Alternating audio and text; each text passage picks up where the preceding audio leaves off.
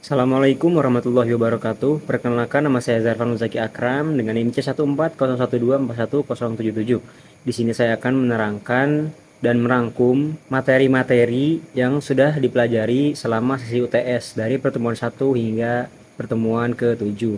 Berikut videonya. Untuk materi yang pertama berjudul Ciri Seksual Sekunder dan Primer dan Anatomi Organ Reproduksi Ikan Lele, Emas, dan juga ikan nila. Sebelum melakukan pembedahan, kita melakukan identifikasi dengan pendugaan dengan melihat dari anus pada ikan tersebut. Apakah lubangnya ada 3 seperti yang pada ikan betina atau ada 2 seperti pada ikan jantan. Setelah melakukan pendugaan, kita langsung melakukan pembedahan dengan potongan awal, yaitu dari belakang operkulum di bawah garis lateral menyusuri terus sampai ke belakang dan di belakang sejajar dengan anus. Setelah itu dipotong sampai ke belakang anus. Setelah belakang anus sudah selesai, kita melanjutkan pemotongan dari belakang operkulum menyusuri sampai bawah operkulum untuk ikan nila dan ikan mas.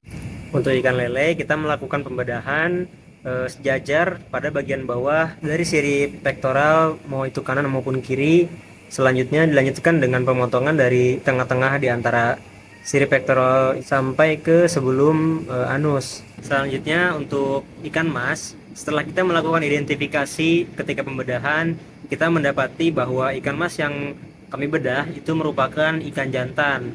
Dilihat dengan saat pertama kali kita membedah, kita melihat suatu organ berwarna putih seperti putih susu, sedangkan yang betina itu memiliki warna kuning untuk kantong telurnya. Sedangkan untuk ukuran, ikan mas jantan memiliki gonad yang lebih kecil dibandingkan ikan yang betina. Selanjutnya untuk ikan nila, setelah kami melakukan pembedahan, kami mendapatkan bahwa ikan nila yang kami bedah merupakan ikan betina. Ditunjukkan dengan ditemukannya organ reproduksi yang memiliki ciri-ciri warna kuning dan memiliki bintik-bintik. Selanjutnya untuk ikan lele, setelah kita melakukan pembedahan, kita mendapatkan ciri-ciri seksual pada ikan lele tersebut, yaitu ikan jantan dengan ditemukannya organ reproduksi berupa testis, walaupun ukurannya masih sangat kecil yang belum sampai pematangan gonad. Namun bisa diidentifikasi bahwa ikan lele tersebut merupakan ikan jantan. Kesimpulannya dari praktikum kali ini bahwa pendugaan itu tidak selalu akurat untuk menentukan jenis kelamin dari ikan. Kita harus melihat secara langsung bentuk organ pada ikan tersebut untuk mengetahui jenis kelaminnya. Maka dari itu, untuk ikan yang kami dapatkan, ikan mas yaitu ikan jantan, untuk ikan nila yaitu ikan betina, dan ikan lele adalah ikan jantan.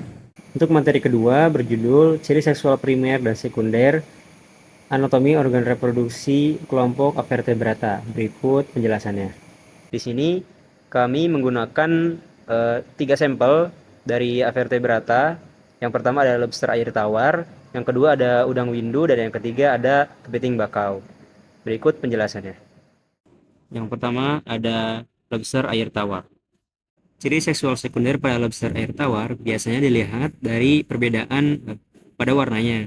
Untuk jantan biasanya memiliki bercak berwarna merah pada capitnya dan memiliki capit yang besar. Sedangkan pada betina tidak memiliki bercak warna merah dan memiliki capit yang tidak terlalu besar. Selain itu, lobster jantan memiliki petasma yang terletak pada pangkal kaki jalan kelima, sedangkan lobster betina memiliki ptericium yang terletak pada pangkal kaki jalan ketiga. Selanjutnya, ciri seksual sekunder pada udang. Udang jantan memiliki petasma yang terdapat pada kaki renang pertama sebagai alat penyalur sperma. Sebaliknya, udang betina memiliki telikum pada bagian toraks sebagai tempat penerimaan sperma, serta ukuran tubuh yang umumnya lebih besar. Selain itu juga, pada betina memiliki abdomen yang lebih lebar untuk membawa telur. Pada ciri seksual primer udang, jika dilakukan pembedahan, udang jantan akan memperlihatkan organ reproduksi berupa testis dan vas deferens yang berfungsi dalam pembentukan dan penyaluran sperma. Sementara pada udang betina akan terlihat gonad yang berbentuk kantung yang berfungsi sebagai tempat pembentukan dan penyimpanan telur. Selanjutnya adalah ciri seksual sekunder pada kepiting.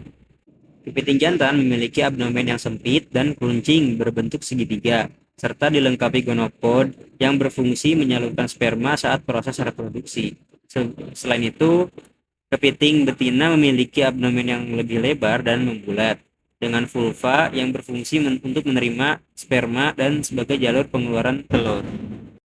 Kemudian, pada ciri seksual primer kepiting, jika kita melakukan pembedahan, kepiting jantan akan memperlihatkan organ reproduksi berupa testis dan vas deferens yang berfungsi untuk menghasilkan serta menyalurkan sperma. Sementara itu, pada kepiting betina akan terlihat ovarium yang berkembang sebagai tempat pembentukan dan pematangan telur. Selanjutnya, untuk materi ketiga. Praktikum kali ini berjudul Perkembangan Gonad dan Gambaran Histologis Organ Reproduksi Ikan. Komoditas yang diamati adalah ikan lele atau Clarias sp dan ikan mas atau Cyprinus carpio. Tujuan utama dari praktikum ini adalah untuk mengetahui tingkat kematangan gonad dari tahap 1 hingga 5 dan mengetahui ciri-ciri morfologi seperti warna, ukuran, dan bentuk gonad, serta gambaran struktur sel penyusunnya. Terdapat beberapa metode untuk menentukan TKG, yaitu metode bedah, kanulasi, ultrasonografi, dan histologi. Pada praktikum ini, digunakan metode bedah untuk mengamati gonad secara langsung, serta metode kanulasi untuk melihat perkembangan sel telur tanpa membedah dari ikan tersebut. Tingkat kematangan gonad pada ikan dapat diukur secara kuantitatif menggunakan indeks gonadosomatik, yaitu perbandingan antara berat gonad dan berat total tubuh ikan. Nilai ini membantu untuk memahami sejauh mana organ reproduksi ikan telah berkembang. Pada ikan dengan gonad yang belum matang, ukuran gonad masih relatif kecil dan perkembangan sel gametnya belum lengkap, sehingga secara morfologi maupun fungsional belum siap untuk proses pemijahan. Putra et al. 2020. Pada ikan mas dan lele, tingkat kematangan gonad atau TKG2 menunjukkan fase perkembangan awal. Gonad mulai membesar dibandingkan dengan TKG1, berwarna lebih jelas, dan pada ikan betina mulai terlihat butiran oosit atau telur meskipun masih kecil dan belum seragam. Pada ikan jantan, testis mulai memadat dan berwarna putih seperti putih susu. Sedangkan pada fase TKG 4 ialah merupakan fase matang gonad. Pada ikan betina, gonad memenuhi hampir seluruh rongga perut. Telurnya berukuran besar, seragam, dan mudah dipisahkan. Warna telurnya tampak sangat jelas sesuai dengan spesiesnya. Pada ikan jantan, testis berwarna putih susu pekat dan apabila ditekan dapat mengeluarkan sperma. Sedangkan pada TKG 5 merupakan fase pasca pemijahan atau fase istirahat. Gonad tampak mengecil dan mengempis karena sebagian besar telur atau sperma telah dikeluarkan. Pada betina masih dapat ditemukan sisa telur yang tidak terovulasikan. Sedangkan pada jantan, testis tampak lebih lunak dan volumenya menurun. Kondisi ini menandakan siklus reproduksi telah selesai dan gonad akan kembali memasuki fase perkembangan awal atau rematurasi. Selanjutnya untuk pertemuan keempat. Pada praktikum kali ini, kita melakukan evaluasi kematangan gonad ikan lele menggunakan metode ultrasonografi atau USG. Metode ini bersifat non-destruktif, sehingga memungkinkan pengamatan perkembangan gonad tanpa harus membedah dari ikan tersebut. Selain USG, praktikum ini juga kita melakukan diseksi, yaitu dengan membedah ikan, lalu mengambil gonad dan hati untuk menghitung GSI atau gonadosomatic index dan HSI atau hepatosomatic index. Pemeriksaan gonad dengan ultrasonografi dilakukan dengan dua metode, yaitu transversal dan longitudinal. Pada metode transversal, probe ditempatkan melintang pada bagian abdomen sehingga diperoleh gambaran penampang tubuh ikan yang memperlihatkan keberadaan serta kepadatan jaringan gonad. Selanjutnya, untuk longitudinal dilakukan dengan menempatkan probe sejajar dengan tubuh ikan untuk menampilkan bentuk dan distribusi gonad secara memanjang. Setelah pengamatan USG, dilakukan tahap diseksi dengan diawali menimbang bobot total ikan lele sebagai data untuk perhitungan indeks. Kemudian, ikan dibedah dengan membuat sayatan pada bagian ventral, dimulai dari bawah belakang insang dan ditarik memanjang hingga sebelum lubang urogenital untuk membuka rongga perut.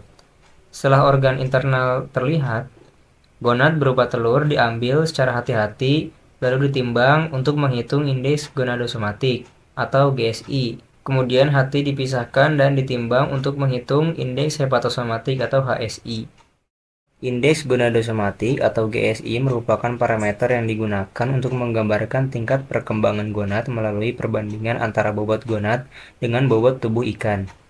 Nilai GSI yang meningkat umumnya menunjukkan bahwa gonad sedang berkembang menuju fase matang. Sedangkan indeks hepatosomatik atau HSI adalah perbandingan antara bobot hati dengan bobot total tubuh ikan yang mencerminkan status cadangan energi dan aktivitas metabolisme. Nilai HSI yang tinggi biasanya berkaitan dengan akumulasi cadangan nutrisi di hati yang berperan penting dalam mendukung proses vitalogenesis dan pematangan gonad.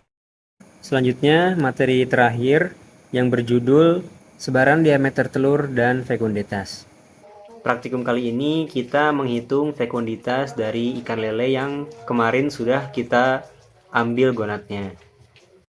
Menurut Esai et al. Tahun 2023, fekunditas merupakan istilah untuk kapasitas reproduksi ikan yang dihitung berdasarkan jumlah telur yang dihasilkan oleh induk betina per kilogram berat tubuhnya dalam satu siklus. Ada beberapa faktor yang mempengaruhi fekunditas. Ada dua, yang pertama ada eksternal dan faktor internal. Untuk faktor eksternal, yang pertama ada ketersediaan pakan dan faktor dari lingkungan sekitar. Untuk faktor internal, ada ukuran panjang ikan, kemudian ada berat ikan, dan diameter telur dari ikan betina. Ada dua perhitungan yang dilakukan pada praktikum kali ini. Yang pertama ada perhitungan fekunditas, yang kedua ada perhitungan persebaran diameter telur ikan untuk menentukan tipe pemijahan dari ikan tersebut.